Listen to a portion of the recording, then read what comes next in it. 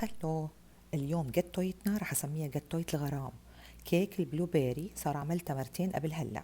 على البيض والفانيلا بننزل السكر بالتدريج وبنضرب لحتى يصير عنا القوام كريمي ويتضاعف حجمه. ودائما متفقين انه المكونات بتكون بحرارة المطبخ: برش الليمون، عصير الليمونة، وزيت النباتي.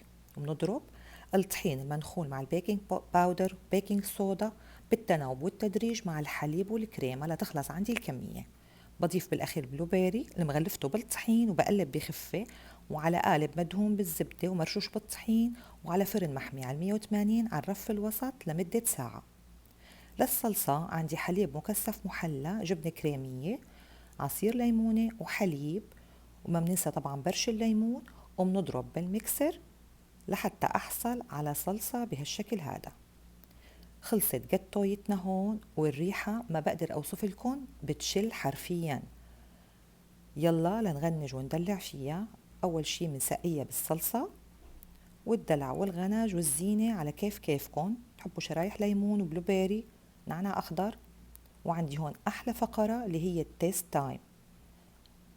طعم بيطير العقل. القوام طري وهش جوسي، دايب بالتم ذوبان. جربوها كتير رح تعجبكن، وصحة وهنا على قلوبكن. وبس والله.